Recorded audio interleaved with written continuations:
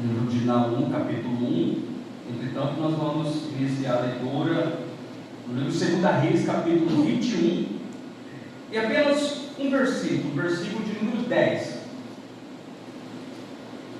Diz assim a palavra do Senhor, 2 Reis 21, versículo 10.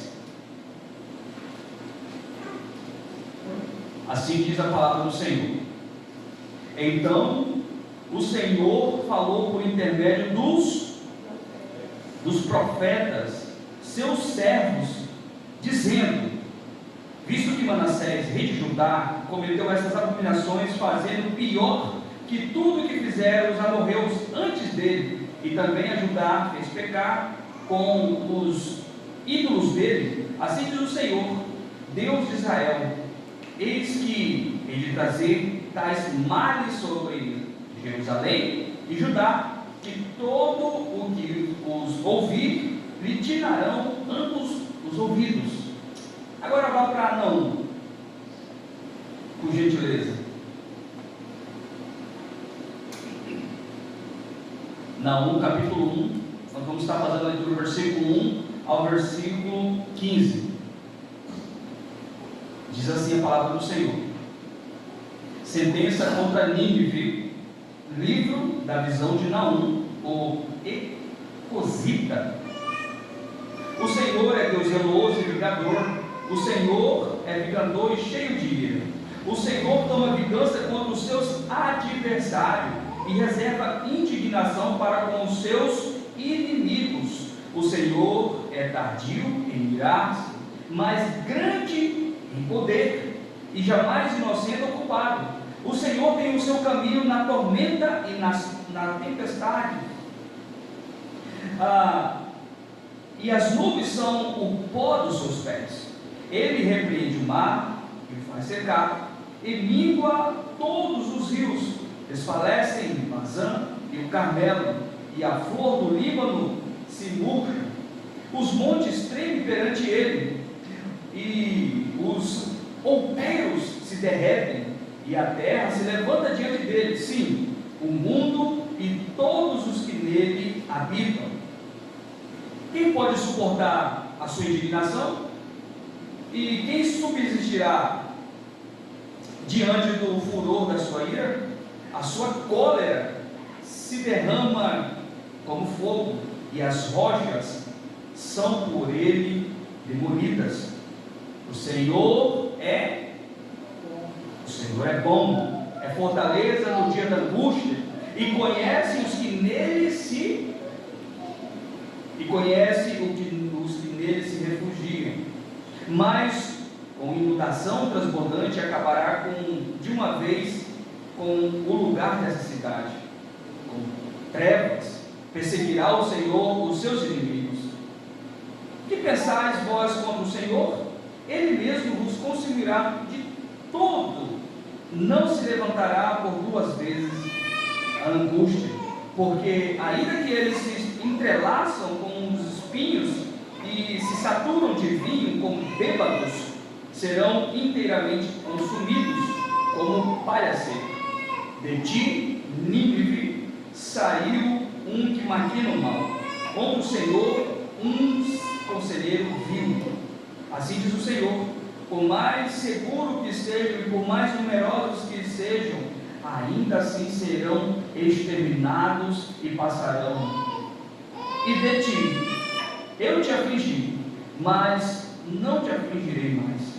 Mas sobre de ti, Judá, quebrarei o jugo deles e romperei os teus laços.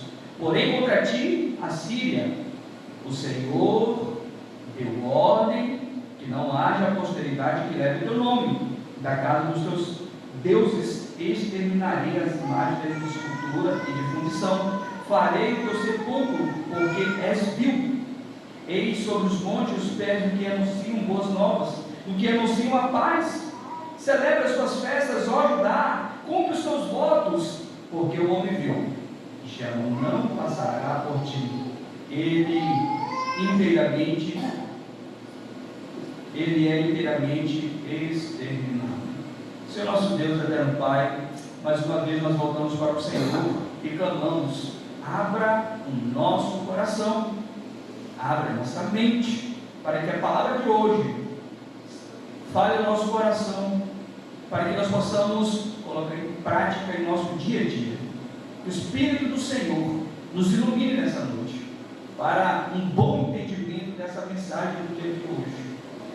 Deus, eu peço perdão sobre as minhas falhas, os meus pecados, tenha misericórdia do teu servo, e clamo ao Senhor, utiliza a minha vida, utiliza o teu servo como instrumento em tuas mãos, como o Senhor bem entender.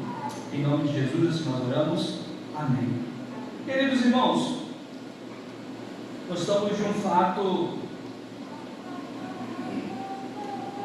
nós estamos diante de um fato muito interessante que me desperta a atenção. Certa vez, Davi fugindo do seu inimigo, Saul, ele começa a se acampar em vários lugares até chegar na terra dos seus inimigos, ou seja, dos inimigos de Israel, os amalequitas, os filisteus. Então ele se hospeda, ele chega na casa de um dos seus inimigos, por nome de Aquis. Aquis era o príncipe dos filisteus, ou seja, era o rei daqueles inimigos de Israel. Agora, o que me chama a atenção, queridos irmãos, que ao chegar ali, na casa desse homem, desse inimigo, os seus subordinados, o subordinado de Aquis, fala para Aquis, o seu rei: olha, esse daí é aquele homem lá que as mulheres estavam cantando que Saul matou 1000, Davi matou milhares de milhares.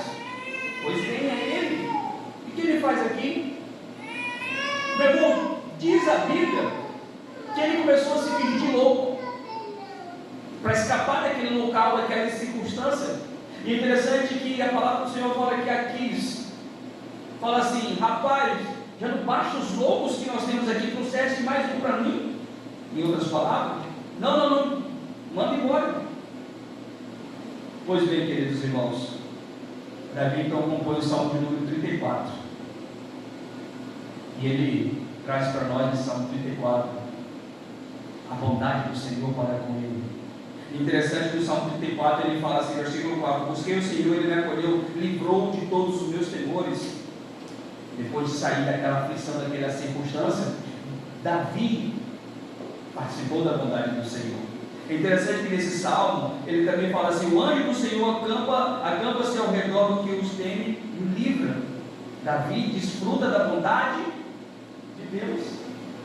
Queridos irmãos, também no Salmo 34, Davi vai falar também: os olhos do Senhor repousam sobre o justo, e os seus ouvidos estão abertos ao seu clamor. Então perceba, queridos irmãos, a bondade do Senhor manifestada na vida do Senhor, ou na vida de Davi, e Davi experimenta a bondade do Senhor. E o que isso tem a ver com o nosso texto do livro? Nós estamos diante do juízo de Deus. O livro do profeta Naum foi escrito num período qual nós lemos aqui, segundo Reis, capítulo 21, o rei Manassés naquele período faz atrocidade com a casa de Deus. Ele faz coisas miraculosas. Por exemplo, queima seu filho para sacrificar ao Deus dele. Então o Senhor fala: esse rei Manassés fez errar o meu povo, vou trazer contra ele males. E é a palavra do Senhor, quando nós lemos, fala que Deus falou com ele de profetas, e um dos profetas é justamente Naum. É interessante que nesse capítulo 1, queridos irmãos, que nós lemos, Deus mostra como executará, ou como é a fúria de Deus. Agora, o que me chama mais atenção nesse capítulo 1, queridos irmãos, e aqui eu quero despertar a atenção, os olhares dos irmãos para esse versículo, versículo 7, olha para a sua Bíblia, por favor, versículo 7, o Senhor é fortaleza no dia da angústia e conhece os que nele se... Eu fiquei aqui imaginando, pensando, quando estava estudando esse texto, e quando me deparei com esse versículo, eu falei: como assim? Deus está revelando a sua ira, Deus está revelando o seu furor, Deus está revelando a sua justiça, o seu juízo contra o povo dele, Judá e Israel, mas também contra Nínive. Aqui é a destruição de Nínive, a sentença para Nínive. E aí, quando me deparo com esse texto, eu falo: o Senhor é bom. Mas versículo 3 fala assim: o Senhor é tardio em irar-se. Versículo 2 ele fala assim: Deus é zeloso e vingador. E no meio desse contexto vem o versículo que fala assim: Deus é bom. Como assim Deus é bom? No momento de sentença? É justamente isso, esse aspecto do Senhor que eu queria compartilhar com os irmãos. Na sua ira, na sua administração do juízo, ainda assim Deus se mostra bondoso para com nós, para com os seus. É interessante, queridos irmãos, veja aí no versículo 12. Ainda assim, assim diz o Senhor: por mais seguro que estejam e por mais numerosos que sejam, ainda assim serão exterminados e passarão. E eu te afligi, mas não te afligirei mais. Para quem o Senhor está falando isso? Para quem o Senhor está profetizando por meio de Naum? Israel e Judá. A sentença aqui, na verdade, o povo assírio estava afligindo o povo de Israel, de Judá, porque eles pecaram contra o Senhor, voltaram as costas para o Senhor, foram rebeldes, estavam rebeldes para com o Senhor. O que o Senhor fez? Por meio dos assírios, seu exército começaram a afligir o seu povo. Então chega a hora agora do Nínive. Nínive é a capital da Síria, pomposa, uma cidade extremamente poderosa, militarmente falando. Queridos irmãos, a primeira verdade que nós aprendemos aqui sobre a justiça, o juízo de Deus, como ele se revela, quando ele executa o seu juízo. Veja o versículo 2. O Senhor é Deus zeloso. Beleza. Queridos irmãos, quarta-feira nós começamos a estudar, a fazer um panorama, uma exposição do livro de Jonas. E nós vemos ali que no decorrer do livro nós vamos ver que Nínive se voltou para o Senhor, se arrependeu. Entretanto, depois de muito tempo, 150 anos a 200 anos depois, nós estamos diante de um Nínive rebelde novamente e prestes a ser destruído. E é interessante que o profeta tem uma visão, e essa visão ele começa a falar assim: o Senhor é um Deus zeloso. Agora eu quero assim, bem explicar aqui a irmã Francina sobre o sob. Essa palavra zeloso, no original hebraico, tem como significado, literalmente, ciúme. Aqui, essa palavra zeloso, na sua tradução, literalmente significa ciúme. E aqui, queridos irmãos, dá para compreender porque essa palavra se encaixa muito bem e perfeitamente aqui. Se Deus é bom, se Deus é fortaleza, se Deus nos conhece o seu povo, a quem se refugia, Ele tem cuidado para com o seu povo. Ou seja, Ele tem ciúme de nós, do seu povo. Ainda que a palavra do Senhor, ainda que nesse versículo fala assim, Ele é um Deus vingador, Ele é cheio de ira, ainda assim Ele cuida de nós. Meus irmãos, essa palavra vingador, cheio de ira, está se retratando para Nínive. Nínive ia ser destruído, e o povo de Judá e de Israel já não participaria mais da aflição. Por isso que Deus, a mensagem começa falando: Deus é zeloso, porque Ele vai cuidar de você, Israel, Judá, porque você é povo dele. Um exemplo muito claro nisso, e está do nosso lado, por exemplo, nós maridos. Não sei você, meu irmão, mas eu tenho ciúme da minha esposa, porque eu cuido dela, porque eu gosto dela, porque eu quero o melhor para ela. Mulheres, esposa, não sei vocês, mas a Lene tem ciúme também, porque ela quer o melhor para mim, quer cuidar de mim. Essa ideia de ciúme, não generalizado como o ciúme obcecado, mas de fato, cuidado para com o seu. Essa palavra se encaixa muito bem nesse texto, porque Deus está tendo cuidado do seu povo. Ele estava sendo afligido, agora já ia acabar essa aflição, e quem ia ser castigado, e quem ia experimentar a ira de Deus, era Nínive, os assírios. Então, quando Deus executa o seu juízo, Ele está cuidando do seu povo, Ele tem zelo pelo seu povo. Queridos irmãos, Deus, Ele quer ver zelo na sua santidade. Ele tem zelo, na verdade, na sua santidade. Ele tem zelo na adoração para com Ele. Ele tem zelo para com o seu povo. Êxodo capítulo 20, os 10 mandamentos, vai começar falando: não terá outros deuses diante de ti, de mim, no caso diante do Senhor. Não fará para ti mais escultura, não adorarás nem lhe darás culto, porque eu sou o Senhor teu Deus, Deus zeloso. Perceba, queridos irmãos, eu sou o Deus que cuido de vocês, então vocês precisam prestar culpa a mim.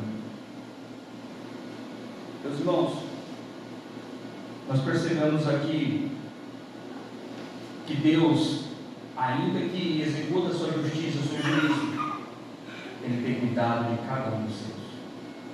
Ele preserva a vida de cada um dos seus. Ele cuida de nós. Mas outra verdade que nós podemos aprender aqui, veja comigo o versículo 3. Versículo 3. O Senhor é tardio em irar-se. Outra verdade que nós podemos aprender aqui, porque Deus é bom, Deus é fortaleza, Deus é refúgio para que Deus conhece aqueles que refugiam a Ele. Outra verdade que nós podemos aprender aqui com relação ao juízo de Deus, a sentença de Deus, a ira de Deus, a vingança do Senhor. Deus é um Deus longânimo. Ele cuida de nós, Ele preserva a nossa vida, Ele tem compaixão, tem misericórdia, Ele é longânimo para com nós. É interessante que a sentença já estava pronta. A Nínive já ia sofrer a ira de Deus, mas o seu povo, Judá, Israel, ia participar da longanimidade de Deus, porque Deus é tardio em irar-se. É interessante que nesse versículo 3 ele fala assim: o Senhor é tardio em irar-se, mas grande em poder e jamais inocenta o. Por isso que nós cremos que Deus é justo juiz. Ele não inocenta o culpado, mas é interessante que Ele executa a sua misericórdia também para com os seus. Percebe, queridos irmãos, quando Davi teve aquele caso com Betseba e trouxe à tona, quem que morreu dentre deles? Vocês não lembram? O filho dele. Ou seja, Deus não inocenta o culpado, mas Deus exerceu a sua misericórdia para com Davi. Perceba, queridos irmãos, ainda que Deus executa o seu juízo, Ele é Deus zeloso, Ele cuida de nós. Ainda que Ele exerce a sua justiça, o seu juízo, a sua ira fulminante, Ele é longânimo.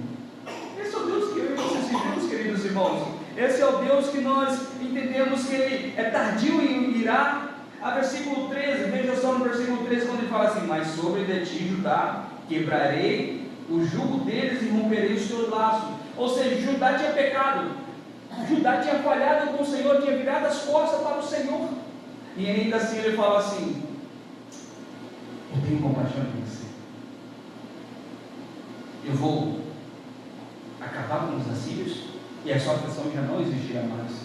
Por mais que vocês tenham me abandonado, por mais que vocês tenham se distanciado de mim, mas você é meu povo, eu escolhi vocês, eu cuido de vocês, O que eu aprendo aqui, queridos irmãos? Eu tiro como base aqui a vida do apóstolo Paulo, até então Saulo, capítulo 9 de Atos. Tem ali uma luz, resplandece, ele cai, ele debruça no chão, e ali ele tem encontro com Jesus. E ali então nós vemos a transformação da vida de Saulo, de Paulo. A pergunta é, depois no capítulo, nos versos em diante, vai falar que Ananias foi na casa, orou, colocou a mão, batizou, e logo depois Paulo estava pregando o Evangelho. De perseguidor a pregador.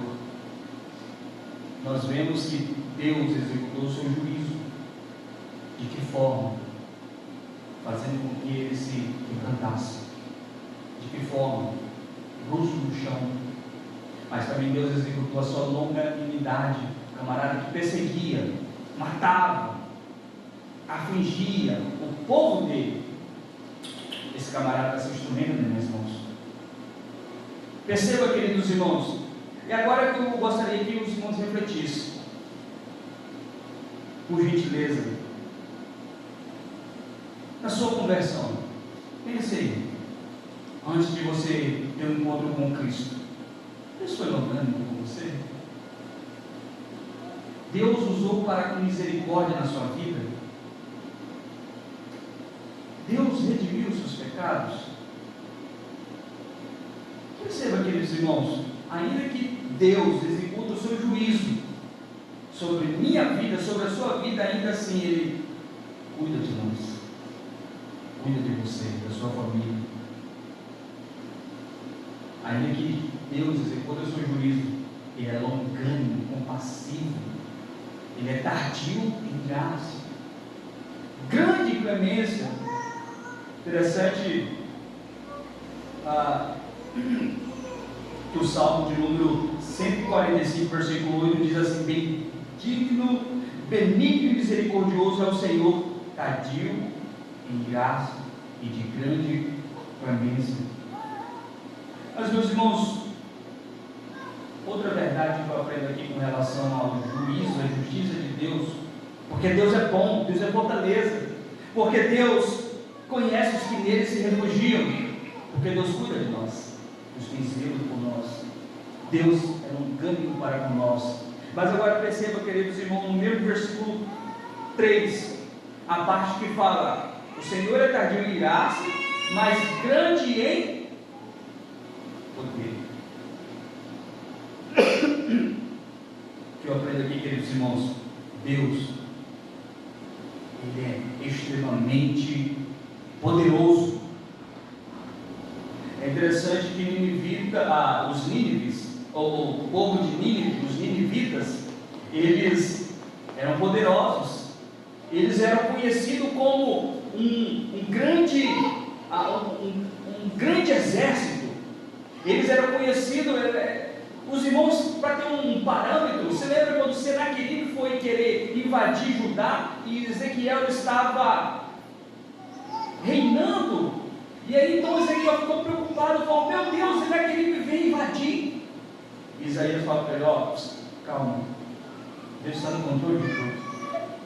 Mas interessante, aquelas pessoas ficaram com medo, amedrontadas. O tamanho era o exército assírio, ou seja, Nínive, os assírios eram poderosos, entretanto não conheciam o poder de Deus, né?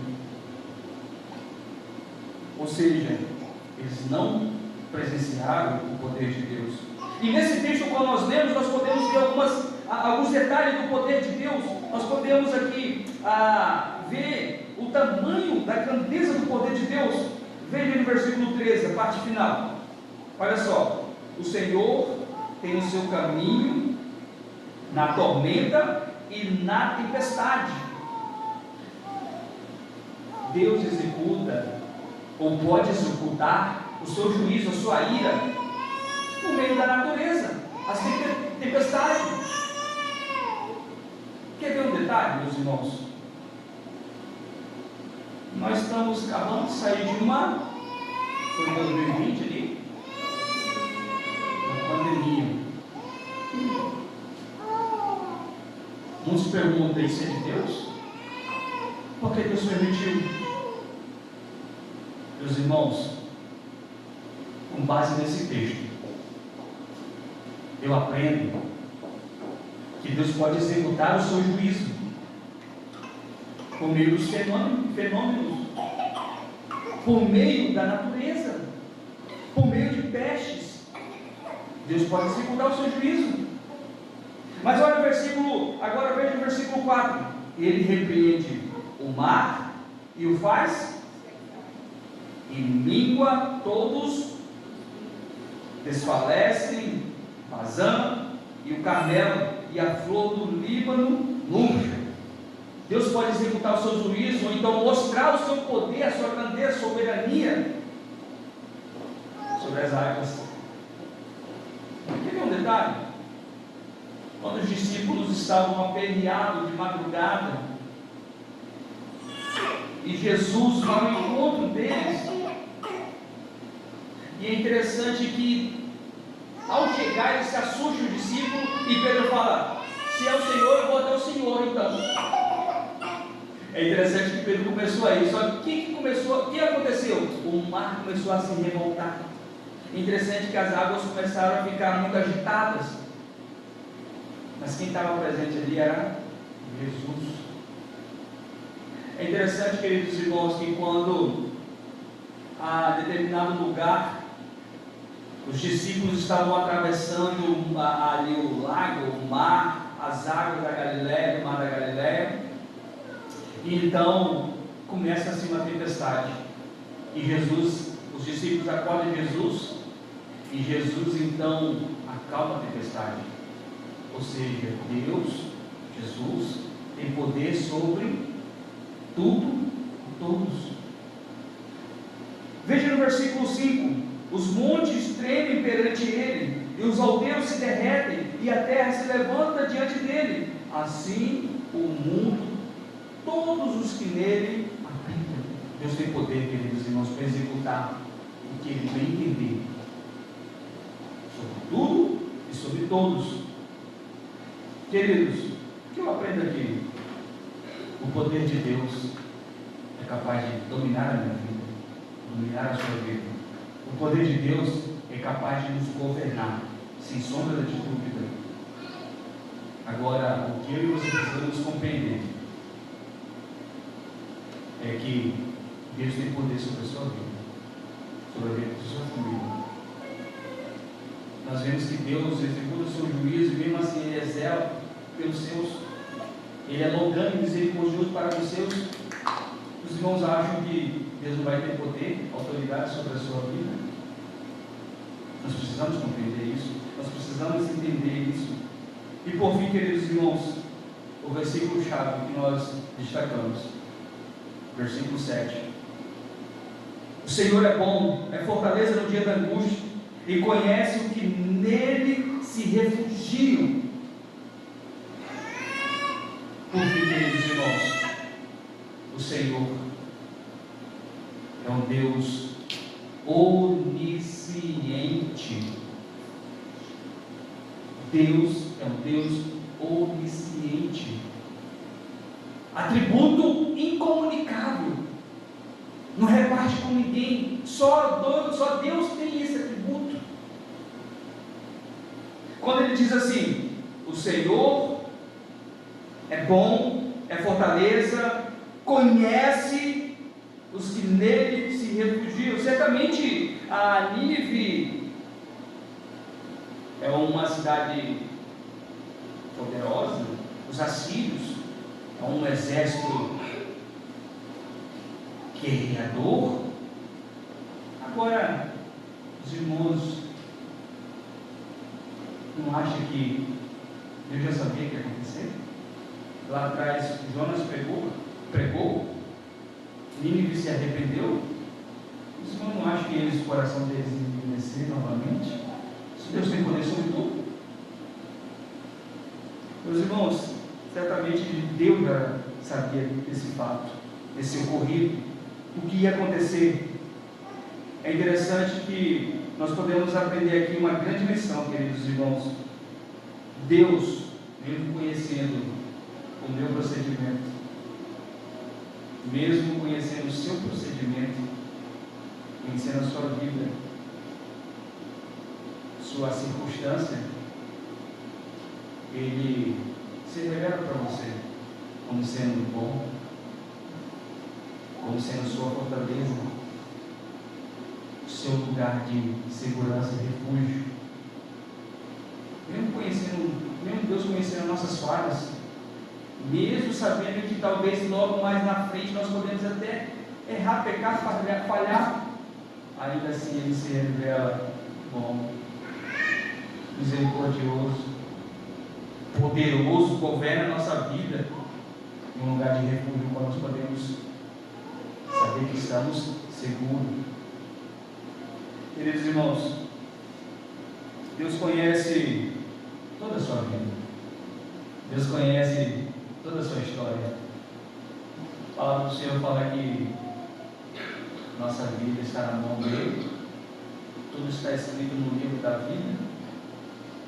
Tem uma frase que outro dia eu estava lendo e me chamei a atenção, despertou a atenção, e diz assim: Jesus conhece o pior sobre você, mas é o único que te ama. Jesus é o único que te conhece por inteiro e te ama mais que qualquer um. Ou seja, queridos irmãos, ainda falho que somos, pecadores que somos, Deus pode executar o seu juízo sobre nós, a sua ira, a sua vingança sobre mim, mas com zelo, com longanimidade, com poder, autoridade, porque Deus é um Deus bom. Deus é Deus, é fortaleza, Deus é refúgio, bem como disse aqui a irmã Francisca no Salmo de número 90. Deus é esconderijo, refúgio somente para os seus, somente para que neles confiam. Meus irmãos, perceba que não tem para onde nós corremos, não tem para onde nós assentarmos, fugirmos. Salmo de número 139 vai falar isso. Depois os irmãos podem compartilhar, ler a palavra do Senhor. Queridos irmãos, eu encerro dizendo e repetindo: nós estamos diante de um fato. Deus é justo juiz. Ele estava afligindo o seu povo, que ele mesmo escolheu, porque tinha se afastado, distanciado, virado as costas para ele. Mas ele falou: não vou te afligir mais, porque eu cuido de você, porque eu sou longânimo para com vocês. Agora quem vai usufruir ou experimentar a minha ira, a minha vingança, o meu furor, vai ser mínimo. Mas quanto a vocês, eu cuido de vocês. Eu aprendo aqui, queridos irmãos, que Deus é bom para mim, Deus é bom para a minha vida, Deus é excepcional para a minha vida, e eu creio que é para a sua. Mas não somente isso, Ele é a minha fortaleza, Ele é a sua fortaleza. E toda vez que você estiver em angústia, toda vez que você estiver preocupado, afligido, volte-se para o Senhor, porque Ele é refúgio para que nele se refugiam. Amém?